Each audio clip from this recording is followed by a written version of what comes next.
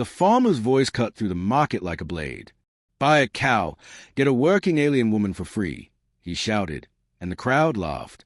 Cameras flashed, but the laughter snapped in half when a quiet human stepped forward, eyes cold, voice steady. "Say that again." The entire bazaar went silent. Heat shimmered over the Rift Bazaar like a fever. The air smelled of oil, hay, and desperation. Metal rails gleamed under the sun, and somewhere a speaker blared advertisements for feed supplements and water filters. Amid that chaos, a crate served as a stage for a man too loud for his own lungs. "Buy a cow, get a working alien woman for free." The farmer roared again, sweat darkening his shirt. Laughter rippled through the crowd, uneasy, nervous, some of it genuine. Holo drones drifted closer, catching the scene for anyone craving scandal. The farmer grinned wider, proud of the attention. Joran Vale pushed through the bodies with the expression of someone who'd rather be anywhere else. His work tablet was tucked under one arm, the other wiped grit from his face. He was supposed to inspect irrigation valves, not watch a man auction dignity. He muttered under his breath, "And they say technology made us civilized." Beside the farmer stood the bonus item, a tall alien woman with deep violet skin and braided copper-red hair. Her wrists were looped loosely to a post, decorative enough to pretend it wasn't restraint. She didn't cry or plead. She only stared straight ahead, jaw tight, pride holding her upright while humiliation gnawed underneath. Joran exhaled slowly. He'd seen that posture before, disaster victims clinging to the last shred of control. The crowd's laughter grated against his nose like sand in a wound. The farmer noticed him lingering. "Looking to buy. Friend? Big yield cow, strong back, and a helper that doesn't talk much." Joran's voice came quiet but sharp. "You're selling livestock, not people." The laughter faltered. A few heads turned. Someone whispered, "Who is that?" "Relax," the farmer said, waving a dismissive hand. "It's just a joke. Nobody's buying her for real." "Then untie her," Joran replied. His tone was steady, the kind that didn't need volume to carry weight. The silence that followed was heavier than the heat. The alien woman's fingers twitched on the rope. The crowd waited, caught between spectacle and conscience. Joran took a step closer, eyes locked on the farmer. "Or is your sense of humor only funny when someone else can't walk away?" The laughter died completely. Even the drone stopped moving, recording the moment the bazaar forgot how to breathe. The farmer's grin flickered, the kind of nervous smile people wear when they sense the ground shifting beneath them. "Now listen, stranger," he said, forcing a laugh. "No harm meant, just a bit of humor to draw buyers in." Joran's gaze stayed fixed on the rope binding the woman's wrists. "Then let the joke end." Murmurs rippled through the crowd. A few people lowered their cameras. Others leaned closer, hungry for confrontation. The woman, Escher, as Joran would later learn, stood still, watching both men as though measuring which one was a bigger threat. The farmer crossed his arms. "You planning to buy or preach?" "Maybe both," Joran said, pulling a credit chip from his pocket. "Full price of that cow." The crowd blinked. The farmer blinked harder. "You serious?" "Serious enough to end the circus." He scanned the animal's tag, handed the chip to the clerk, and waited. The farmer smirked, thinking victory had fallen into his lap. "Well, lucky day for you, stranger. You get the girl, too. Promotion still stands." Joran leaned closer to the clerk, his tone quiet, steady. "Add a note to the transaction, clause 4 to 7b. No transfer of sentient property without written consent." The clerk froze. A whisper spread. The farmer's face reddened. "That clause is ancient," he barked. "Still law," Joran said. "And you just confirmed in front of witnesses that she's a person. Congratulations, you made your own case invalid." A few people actually laughed, this time at the farmer. The sound carried relief, like a pressure valve releasing. The woman's hands trembled once before she steadied them, eyes flicking toward Joran with something cautious, unreadable. The clerk's device beeped. "Transaction complete. Clause applied." The rope fell slack. Joran stepped back. "She's free. If she wants to walk away, she walks." Escher hesitated, then untied the rope herself, fingers quick but deliberate. The movement wasn't gratitude. It was reclamation. The farmer spat on the ground. You think you're some kind of hero. Joran met his glare. No, just allergic to stupidity. A ripple of laughter rolled through the bazaar, this time sharp and genuine. As Joran turned to leave, Ash's voice followed him, quiet, wary, but alive. You didn't have to do that. He didn't look back. I know. And with that, the crowd finally exhaled. The bazaar had started to breathe again, though the air still felt heavy with what had just happened.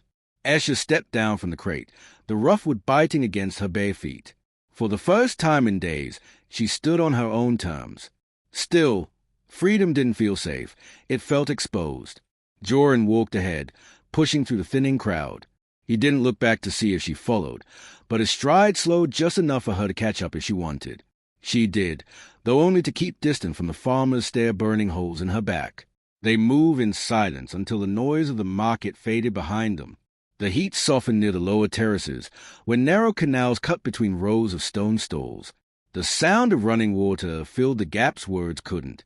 You have a place to go. Joran asked finally, voice low. Esha's reply came flat. Had one. They sold it after my family lost our grazing rights. Now I'm what they call surplus. He glanced at her, reading the exhaustion beneath her control. There's a stay house near the South Canal. They don't ask questions, just charge fare. Why help me? She asked. You don't know me. He shrugged lightly. I don't need to. You didn't deserve a rope. That's reason enough. They reached the stay house, a modest stone building with faded lanterns and the smell of broth spilling through open windows. Joran paid the keeper for a small room and stepped back as Esha crossed the threshold. No heroic speeches. No promises. Just space. She paused at the doorway. Most men who try to help expect something later. Then it's a good thing I'm terrible at expectations, he said with a faint smile. For the first time, a flicker of surprise, maybe trust, passed across her face. Later that night, as rain began to fall over the terraces, Esha sat by the window, watching water ripple across the cobblestones. Outside, she saw Joran crouched by the canal, checking the valves with a work lamp. Still doing his job after all that. Maybe he wasn't the savior. Maybe just a man who refused to look away. And somehow, that was harder to understand. By morning, the bazaar pretended nothing had happened. Merchants shouted over each other. Drones floated overhead, and the same old smell of spice, oil, and livestock hung in the heat. But rumors traveled faster than wind. Everyone had heard about the human who ruined the sale. Joran didn't care. He was ankle-deep in a drainage trench, fixing a water valve that had blown overnight. The pipe was slashed clean through, too precise for an accident. When he saw the burn marks along the metal, a cold certainty settled in his chest. Someone had done this on purpose. He climbed out of the trench and wiped mud from his hands, just as Asha appeared from the path, her hair damp from the mist. Water's cut off to half the stables, she said. People are blaming me. Of course they were. Easy target. Alien. Female. Convenient scapegoat. Joran's jaw tightened. You were with me all night. That's your alibi. She folded her arms. You think they'll care? No, he admitted, but I do. He led her toward the control hub near the ridge, where valve readings flickered across glass panels. Two technicians whispered as they passed, falling silent when Asha looked their way. She didn't flinch, but her shoulders drew tight. Joran inspected the logs. The system showed unauthorized access from Gren's farm code, the same man from yesterday. He's framing you, Joran said, voice steady but sharp. Asha's eyes darkened. Then we expose him. They did, by rerouting the feed lines, forcing Gren's tampered valves to burst open in front of his own livestock pens. The alarms wailed, spraying water into the market like a sudden storm. Farmers scrambled. Crowd shouted. Gren charged toward them, soaked and furious. You ruined my herd. No, Joran said. You did, but you're welcome for the evidence. He pointed upward. Drones hovered above, recording everything. The leaked data, the confession, the chaos. The same crowd that once laughed now turned on Gren. Someone shouted. He tried to sell her. Another yelled, "He sabotaged the grid." Asha watched, breathing fast, trembling, not with fear this time, but release. Joran touched her elbow lightly. "You're clear now." She met his eyes. "No, just cleaner than yesterday." The crowd swallowed Gren's rage. Justice wasn't loud. It was wet, messy, and finally visible. Rain fell over the terraces the next morning, soft, steady, and cleansing. The bazaar was quieter than usual, the gossip worn thin after Gren's public disgrace.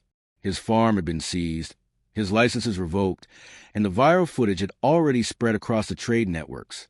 Joran found peace in small things again.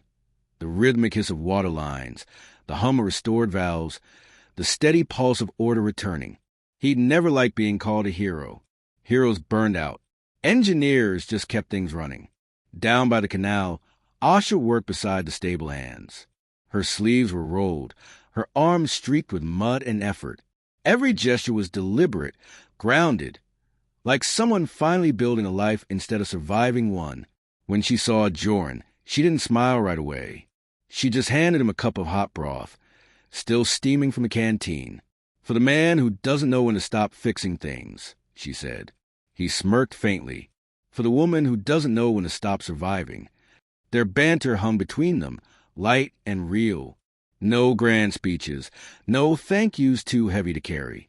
Just the quiet language of people who had already said enough through action. Asha leaned against the rail, watching mist rise off the water. "I've been thinking," she said, "about starting something. A place for others who get caught like I did. Fair work. No ropes. No bargains." Joran nodded, eyes on the canal. "You'll need funding. Systems. Protection. Advice? Occasionally." She gave a small laugh. "So you'll keep pretending you don't care while helping anyway?" "Exactly." They stood there, shoulder to shoulder, as the rain eased into a fine drizzle.